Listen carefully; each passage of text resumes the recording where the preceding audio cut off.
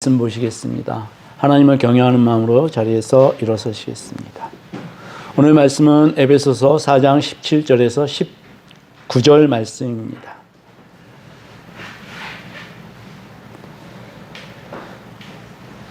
네, 우리 함께 한 목소리로 봉독하겠습니다. 시작. 그러므로 내가 이것을 말하며 주 안에서 증거하노니 이제부터 너희는 이방인이 그 마음에 허망한 것으로 행함같이 행하지 말라. 그들의 총명이 어두워지고 그들 가운데 있는 무지함과 그들의 마음이 굳어짐으로 말미암아 하나님의 생명에서 떠나 있도다. 그들이 감각 없는 자가 되어 자신을 방탕에 방임하여 모든 더러운 것을 욕심으로 행하되. 아멘. 네, 여기까지요. 앉으시겠습니다. 할렐루야. 하나님은 여러분들을 사랑하십니다. 아멘. 하나님 그 자신의 생명보다 더 귀중한 아들의 생명을 우리들의 죄를 담보하시기 위해서 이 땅에 보내주셨습니다. 그것보다 더 크고 위대한 사랑은 없는 것입니다. 아멘. 오늘 본문 말씀을 보면 사도 바울은 이제부터라는 말씀을 하면서 우리 믿는 사람들은 이전의 사람과는 완전히 단절된 사람이다 이렇게 말하고 있습니다. 우리가 전적으로 새로운 피조물이 된 것은, 그리고 우리가 누리는 이 중생은 세상에서 가장 심오한 변화입니다. 왜냐하면 우리는 이 구원받은 상태로 영원토록 살게 될 것이기 때문입니다. 아멘. 영단번에 받은 이 구원으로 우리는 이전의 진노의 상태에서 완전하게 벗어나서 하나님의 사랑받는 자녀로 살게 되었습니다. 이것보다 더 큰 변화는 없습니다. 이것보다 더 심오한 변화는 없습니다. 이것을 우리가 제대로 이해하면 우리의 입술에서, 우리의 삶에서 하나님을 찬미하는 것이 떠나지 않을 것입니다. 여러분은 여러분의 삶 가운데 얼마만큼 우리 주님을 찬미하십니까? 이 삶이 계속 지속되어지기를 주님의 이름으로 축복합니다.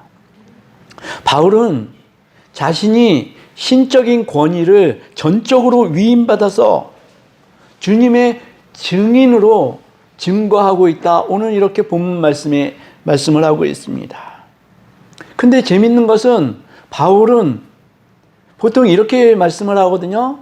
아, 이건 바울의 생각이야. 바울의 신앙이지. 예수님과는 조금 동떨어져 있어. 이런 말씀들을 많이 합니다. 신학교 교수들이 특히 그렇습니다. 그러나 그렇지 않습니다. 바울의 거의 모든 말씀은 예수 그리스도의 그 은혜로서 성령의 감동으로 주어진 말씀이라는 것이죠. 네. 그런데 바울이 말씀을 할 때에는 자기 말을 할 때가 가끔 있습니다. 제가 주보에 적어놨는데요. 고린도전서 7장 12절의 말씀이 그렇습니다. 뭐라고 하니까 그 나머지 사람들에게 내가 말하노니, 그리고 괄호를 쳤습니다.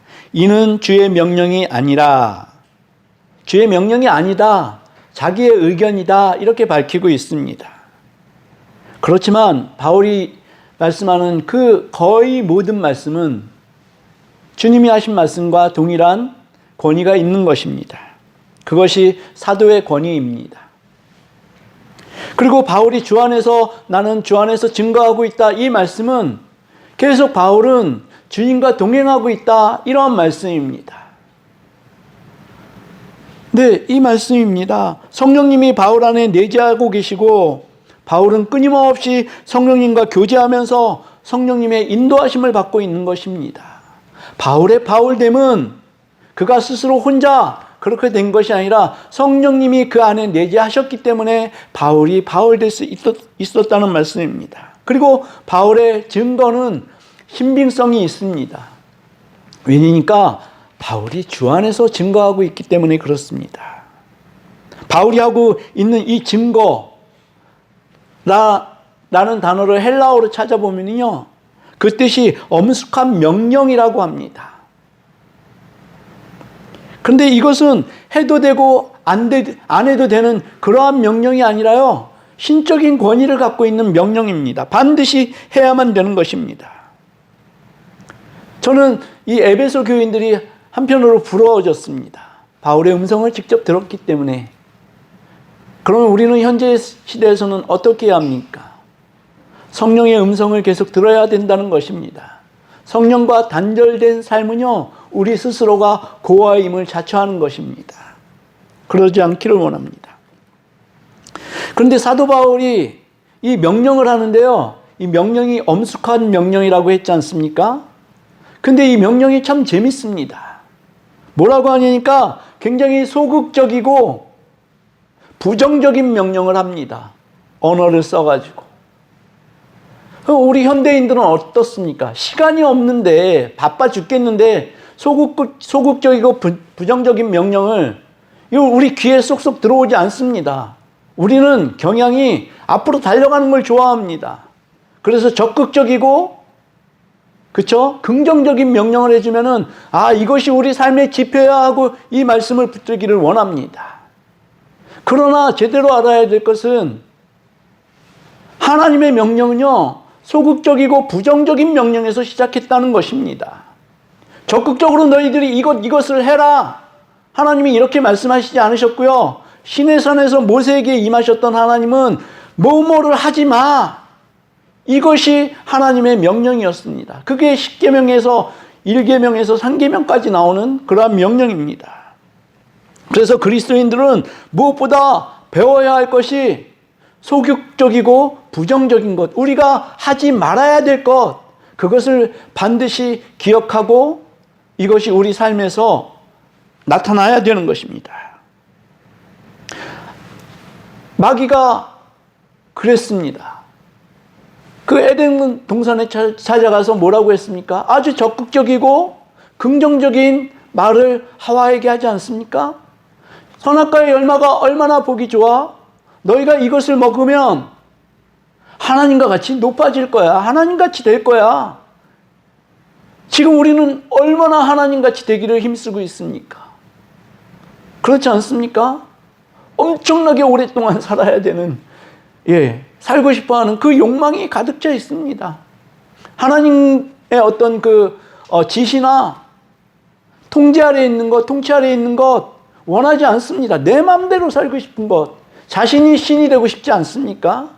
그래서 선악과의 열매를 따먹게 되었다는 얘기입니다. 마귀의 이 언어는 너무나 유혹적이고 적극적이고 긍정적인 언어였습니다. 그래서 세상은, 또 마귀는 이렇게 합니다. 도덕적이고, 자, 우리가 도덕적이라 그러면 어느 정도 긍정하죠. 따라갈 수 있습니다.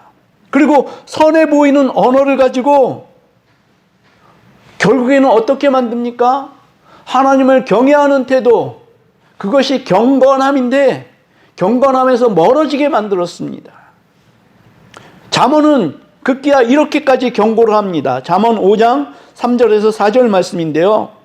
대저 음녀의 입술은 꿀을 떨어뜨리며 그의 입은 기름보다 미끄러우나, 네, 꿀같이 나오는 게 음녀의 입술에서 나오는 말이라는 얘기입니다. 근데 나중은 숯같이 쓰고 두나에 가진 칼날같이 날카로우며, 얼마나 적절한 말씀입니까? 하나님께서 모세에게 주신 10계명이 그랬습니다. 첫 번째 계명이 뭡니까? 너는 나 외에는 다른 신들을 내게 두지 말라. 이것이 하나님의 첫 번째 계명이었습니다. 두 번째 계명입니다. 너를 위하여 새긴 우상을 만들지 말고, 또 위로 하늘에 있는 것이나 아래로 땅에 있는 것이나 땅 아래 물속에 있는 것에 아무 형상이든지 만들지 말며, 그것들에게 절하지 말며, 그것들을 섬기지 말며, 계속 하지 말아야 될 것을 하나님이 말씀하십니다. 세 번째 계명이 그렇습니다. 너는 내 하나님 여호와의 이름을 망령되이 부르지 말라. 하나님은 우리에게 먼저 하지 말아야 될 것을 말씀하셨는데, 우리는 언제나 해야 될 것을 생각하고 행동하고 그렇게 배우고 있습니다. 제가 논문을 써냈습니다. 리더십에 대해서 써냈습니다. 근데 리더십이 중요합니까? 아니면 펠로우십이 중요합니까? 갑자기 질문을 드려서 죄송합니다. 저도 이 설교 내용에는 준비를 안 했었는데 그 생각이 났습니다.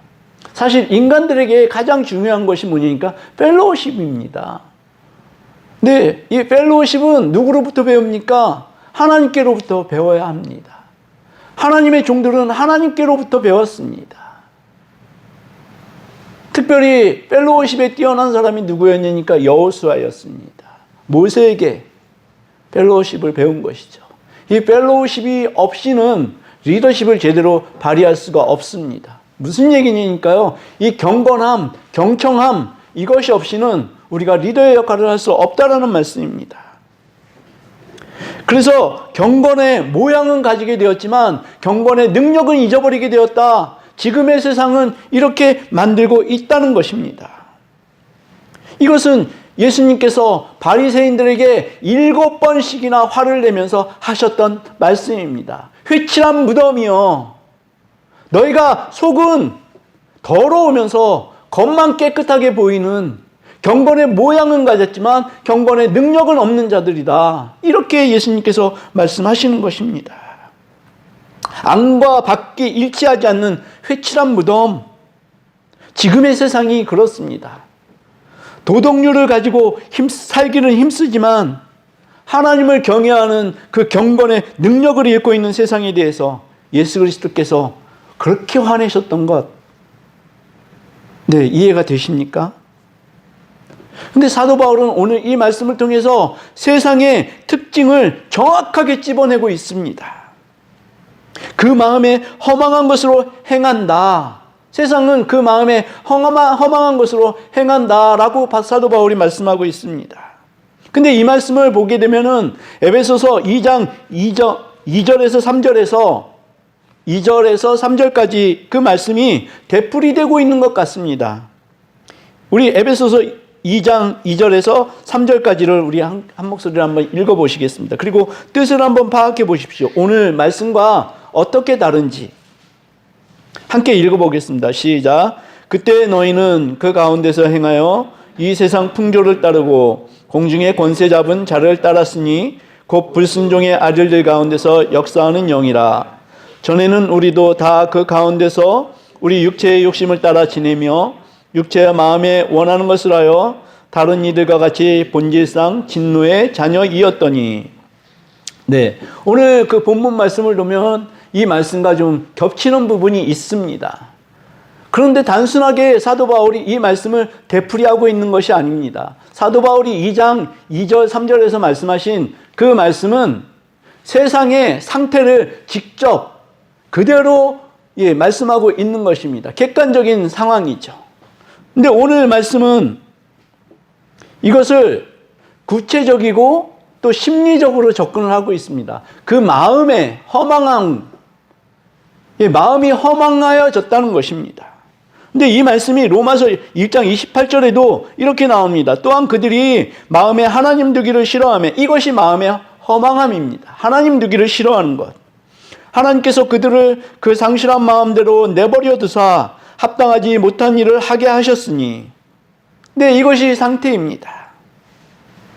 그런데 이 허망하다, 이것을 헬라어로 보니까요, 그것은 텅 빈 것이랍니다. 아무것도 없는 것, 그리고 쓸모없는 것, 무모한 것, 목표가 없는 것, 이것이 허망한 것이라는 것입니다. 현대인들의 삶은 목표가 없고 방향성이 없으며, 사도 바울의 이 말씀에 의하면요, 마음속에 다 쓰레기들만 품고 산다는 얘기입니다. 이 얼마나 쓸모없는 삶입니까? 근데 이것은 심판의 날에 명확하게 드러날 것입니다. 우리가 사는 이 세상이 얼마나 허무한 것에 집착하는지 심판 때에서 하나님께서 심판하실 것입니다. 세상은, 마귀는 천국과 지옥을 실제의 삶이 아니라 옛날 옛적에 있었던 우화로 만들어 버립니다. 우화거리에 지나지 않게 그렇게 만들어 버리는 것이 세상의 술책입니다. 마귀의 괴계입니다. 그런데 이 거짓 아비는 반드시 무저갱에 갇힐 것이라는 것입니다. 예수님께서 이 땅에 오시고 죽으시고 무덤에서 부활하시고 승천하시기 전에 우리들에게 하셨던 그 명령이 있습니다. 너무나 잘 아는 명령이죠. 근데 이 명령은 굉장히 적극적인 명령이었습니다. 소극적이 아니었습니다. 사도행전 1장 8절에 이렇게 말씀하십니다. 오직 성령이 너희에게 임하시면 너희가 권능을 받고 예루살렘과 온 유대와 사마리아와 땅끝까지 이르러 내 증인이 되리라 하십니다. 나가서 전하라 이거예요. 그죠? 근데 예수님이 말씀하신 이 조건 한 가지 있지 않습니까? 전하기 전에 우리가 무엇을 받아야 합니까? 성령을 받아야 된다는 것입니다. 성령이 임하시면 그때야 너희에게 권능이 임할 것이다. 이렇게 말씀하신 것입니다. 근데 우리가 왜 예수 그리스도를 전하다가 낭망하고 실패하고 그만둡니까? 처음 교회에 나오셔가지고요, 굉장히 열심들을 내십니다. 그리고 전도는 의무다. 마치 우리가 법을 지켜야 하는 것처럼 이것은 우리에게 주어진 의무다. 이렇게 생각을 해가지고요, 그냥 성령의 어떤 권능을 받지 않고요, 그냥 나갑니다. 그러다 보니까요, 많은 일들이 일어나거든요. 네, 근데 이것이 지속적으로 이루어지지 못하는 것은 성령의 권능이 그만큼 미치지 못한다는 것입니다. 지속적으로 있어야 될 것인데 이것에서 끊겨져 나간다는 것이죠.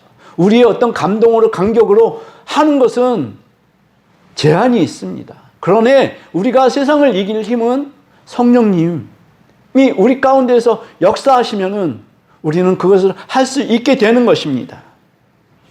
복음이 효과적으로 능력 있게 전달되려면 우리는 반드시 성령의 권능을 받아야 합니다. 이것이 순서입니다.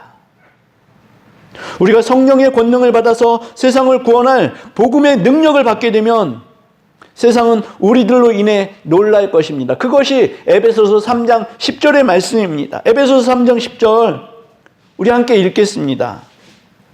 시작. 이는 이제 교회로 말미암아 하늘에 있는 통치자들과 권세들에게 하나님의 각종 지혜를 알게 하려 하심이니. 아멘. 우리는 교회거든요. 네, 우리는 교회 목사님께서 갑자기 연락을 주셨어요. 선한 목자교회에서 같이 같은 교구에 속했던 목사님이신데 갑자기 연락을 주셨어요. 우리는 교회 이름 참 예쁘지 않습니까? 근데 우리는 교회입니다. 그래서 우리가 해야 될 일은 뭐니까요? 받은 것에서 끝나면 안 된다. 사도 바울이 계속 이 말씀을 하고 있는 것입니다. 우리는 어떻게 해야 되니까 하늘에 있는 통치자들과 권세들에게 하나님의 각종 지혜를 우리를 통해서 나타내시겠다는 것입니다. 하나님께서 우리를 구원하신 그 목적은 거기까지 우리가 도달을 해야 된다는 것입니다. 우리들로 말미암아서 세상이 놀라고 권세들이 놀라고 이렇게 해야 되는 것입니다. 근데 그런 역사가 있습니까?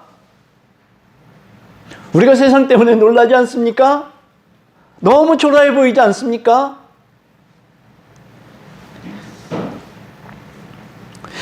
예전에는 세상의 모든 학문이요, 신학의 시녀였습니다. 그것을 자처했습니다. 그 지위만으로도 감지덕지했습니다.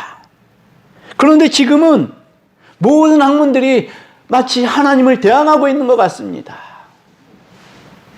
우리 철학자들을 인간의 어떤 그 지혜로서 가장 최상위에 있는 사람들이다, 이렇게 평가하는 경향이 있습니다.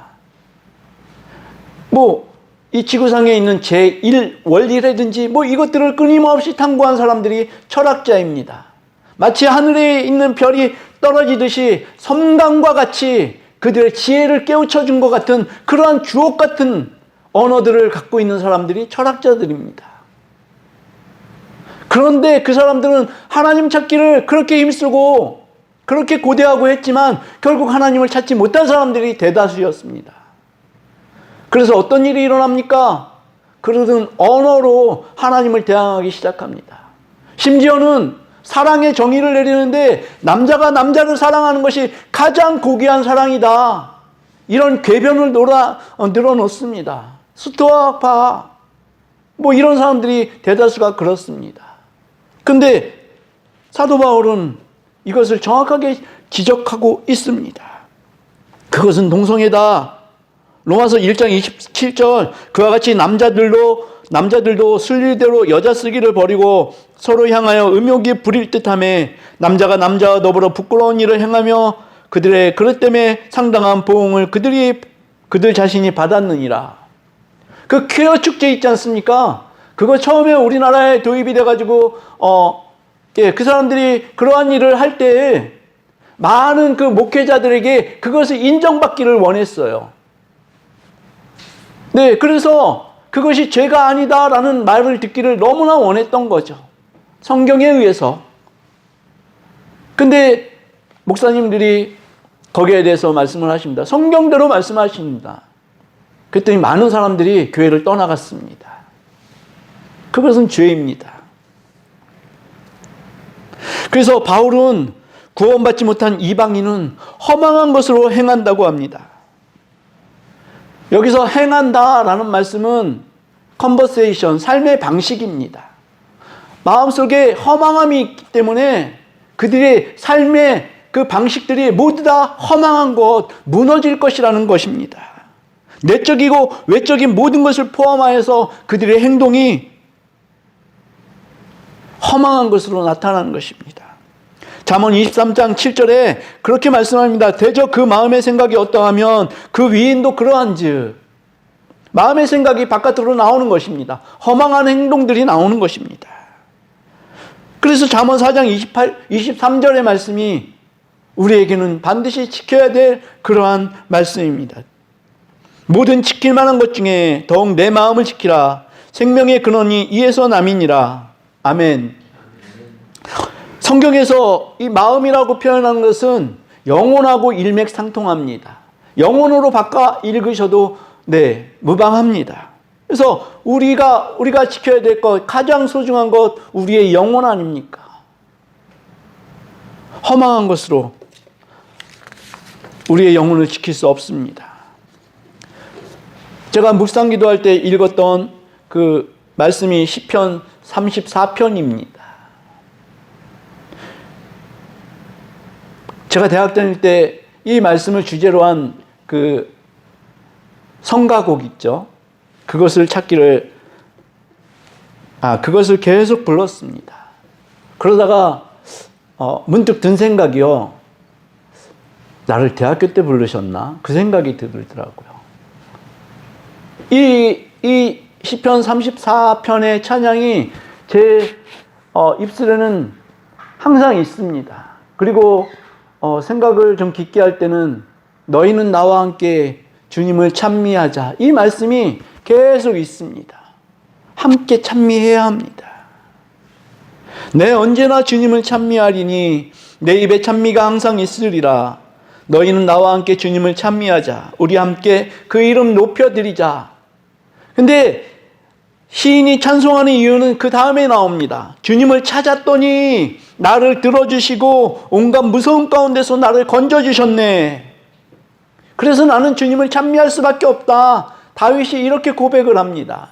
이 시편 34편의 말씀의 그 내용을 보게 되면 다윗이 사울에게 맹렬하게 쫓깁니다. 그러다 보니까 피할 곳이 없어서 블레셋에 귀화를 합니다. 아비멜렉이 처음엔 몰랐어요. 그런데 부하들이 수군거립니다. 다윗이 저놈이 우리 민족들을 얼마나 많이 죽인 사람인데 얘를 보호해 주냐. 쟤를 죽여야 됩니다. 자, 다윗은 어떻게 됐습니까? 그의 목숨이 역시 등잔 앞에 촛불처럼 위태위태한 상태에 있었습니다. 다윗이 어떻게 해요? 성문벽에다가 알 수 없는 글자들을 막 적습니다. 그 상황을 한번 생각을 해보십시오. 자기 목숨을 가지고 그 성문에다가 글자들을 적고 있습니다. 저는 다윗의 그 손가락이요, 피가 흘렀을 거라고는 생각이 듭니다. 간절하게 생명을 걸고 그렇게 했을 것입니다. 그리고 또 어떻게 합니까? 침을 질질 흘립니다. 그 수염에다가 조금만 흘리는 게 아니라요, 막 넘쳐 흐르도록 막 흘립니다. 그래서 다윗이 무슨 판명을 받습니까? 저는 미쳤다. 그래서 아비멜렉이 그럽니다. 저 미친놈 손대봤자 좋을 거 하나도 없다. 그냥 내쫓아 버려라. 그래서 무사히 아비멜렉의 손에서 노임을 당합니다. 근데 다윗이 이것을 가지고 하나님께 찬미하는 시를 올려드렸거든요. 다윗은 어떤 사람이었습니까? 하나님과 항상 동행하는 사람이었다는 것입니다. 그가 이 문짝을 긁은 것, 그가 침을 질질 흘린 것, 이것이 그의 행동에서, 그의 생각에서 나왔다는 저는 그 마음이 들질 않습니다. 하나님이 내려주신 그 은혜의 감동 아니었을까요? 아마도 피할 길을 내시는 하나님이 그렇게 역사하셨을 것이다. 그런 생각이 들었습니다. 근데 이 찬양을, 책을 제가 꼭 필요로 했습니다. 이게 대학교 때 제가 구입을 한 찬양집이고 해서 몇 년입니까 벌써? 80년대 중반이었으니까. 50년 된 책이네요. 와, 맞습니까? 아닌데? 40년 된 책이네요, 40년. 네. 그 책을 제가 며칠 전에 버린 기억이 나더라고요. 근데 막 다급해졌어요. 나 이거 버렸을까? 내가 굉장히 귀중한 책인데 버리지 않았을 것 같은데. 그래서 주님, 저 이거 찾게 해주세요. 그 책장문을 열었더니요. 책장 맨 밑에 들어가 있더라고요. 홍정표, 이래가지고. 그 책을 찾는데 제 마음속에 눈물이 나왔어요. 주님, 감사합니다. 그리고 또 이 찬양을 막 찾아봤습니다. 안 보여요. 내가 착각했나? 여기 분명히 있는 걸로 아는. 맨 뒤에 있어요. 이게 무슨 은혜입니까? 아이고. 그래서 제가 드리고 싶은 말씀은요. 여러분은 어떠시냐는 겁니다. 정말 주님 안에 살고 계십니까? 허망한 생각이 여러분들을 주장하지 못합니까? 우리는 그렇게 돼야 될 줄로 믿습니다. 주님과 만나고 주님께 나의 마음과 나의 상황을 아뢰며 주님을 맛보는 삶. 너희는 나와 함께 주님을 찬미하자. 우리 함께 그 이름 높여드리자. 주님을 찾았더니 나를 들어주시고 온갖 무서운 가운데서 나를 건져주셨네. 이러한 주님이 여러분들에게 있으시냐는 말입니다. 있으시길 주님의 이름으로 축복합니다. 주님을 체험하는 삶이 우리를 얼마나 풍요롭게 하는지 늘 경험해야 그것이 우리가 믿는 믿음이 되는 것입니다. 요한 사도는 말씀하셨습니다. 세상을 이김은 이것이니 그것이 뭐라고요? 믿음입니다. 믿음. 할렐루야. 우리가 믿음을 갖고 살아야 되는 것입니다. 여러분의 힘은 무엇입니까? 내 자신에게 있는 금은 무엇입니까? 많으면 얘도 힘이 좀 될 것 같아요. 그죠? 저는 없습니다. 그래서 힘이 안 됩니다. 정말 나의 힘은 예수 그리스도 이분밖에 없으신 것을 고백하는 여러분들의 삶이 되시기를 주님의 이름으로 축복합니다. 예수님만이 우리의 힘이시고 우리의 도움이시며 우리의 모든 것이 되시는 것을 날마다 찬양하시는 여러분들 되시기를 주님의 이름으로 축복합니다. 아멘. 우리 함께 찬양하시겠습니다. 예수